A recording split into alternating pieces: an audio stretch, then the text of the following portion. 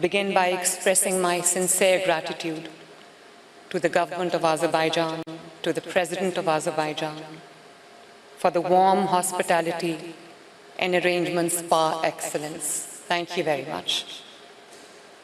It was indeed deeply inspiring to listen to His Excellency, President Ilham Aliyev's vision for sustainable development and resilient cities.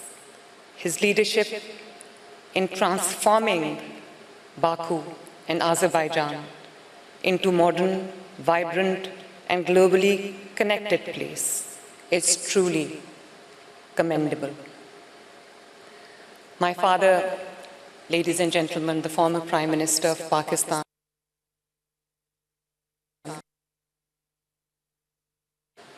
particularly late Haider Aliyev, may his soul rest in peace, shared a relationship rooted in trust, mutual respect, and deep, profound friendship.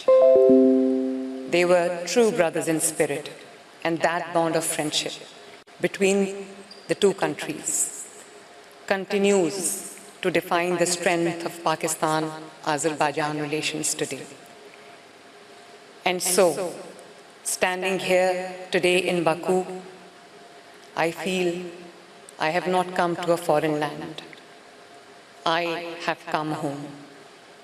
And I consider it as a matter of honor that my first visit to any Central Asian country is here in Baku, a city that represents resilience, transformation, and progress.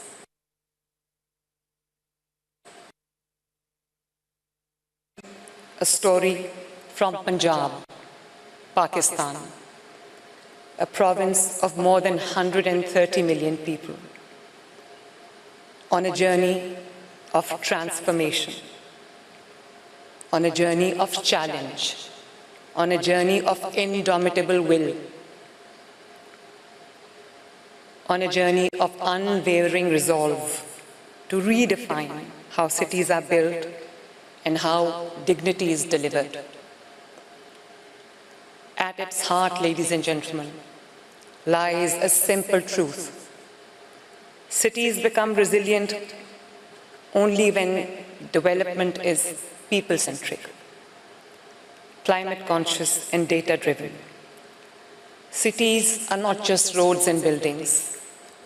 They are human stories, where dignity is either protected.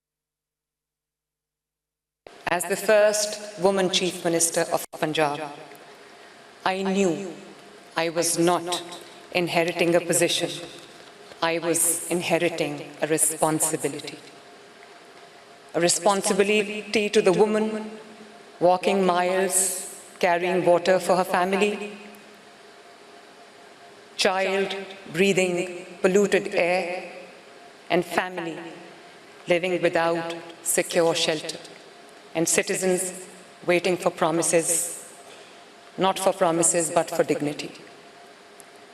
And so, ladies and gentlemen, we launched the historic Punjab Economic Registry, the first ever province-wide door-to-door socio-economic data of its kind, guided by one principle: no one should be left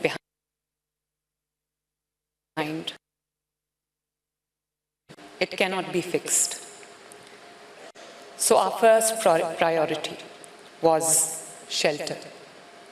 Under the flagship program of my government, in Urdu it is called Apni Chhat Apna Ghar, my roof, my home,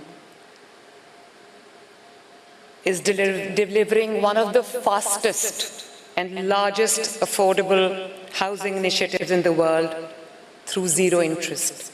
And ladies and gentlemen, I'm very happy to share with you that in just less than a year, 160 families have received housing support, and more than 100,000 families have completed and already moved into their new homes.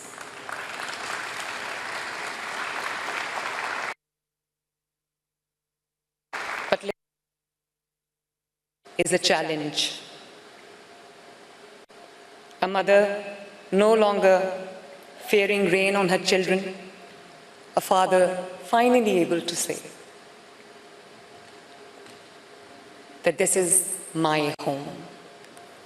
This is not just housing, ladies and gentlemen. This is a dignity. This is dignity made permanent. Through our Model Villages program, more than 2,000 villages are being transformed across Punjab with clean drinking water, with sanitation, sewage, drainage, paved street, and solar infrastructure. Access to clean drinking water has become a central public health and human dignity priority for me across Punjab.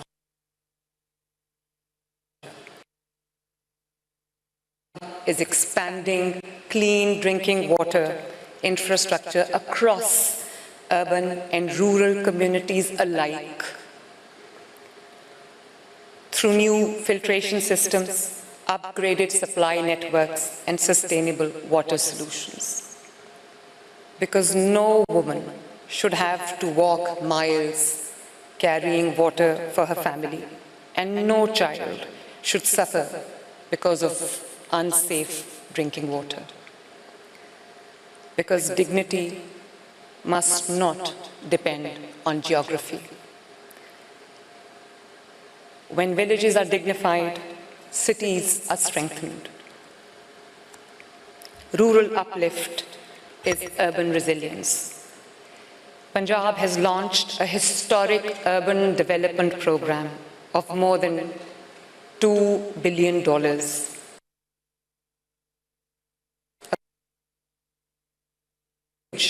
Water storage and urban resilient infrastructure.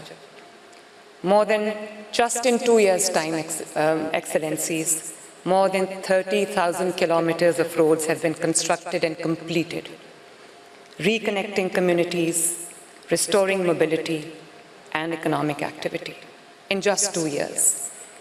There is a lot more to come, inshallah.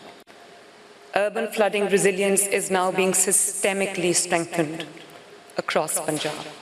After last year's flooding events, we had devastating floods last year that displaced about 5 million families.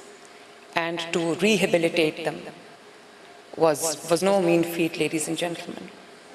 So now we immediately shifted toward flood-resilient infrastructure and climate-adaptive urban planning. This is the first time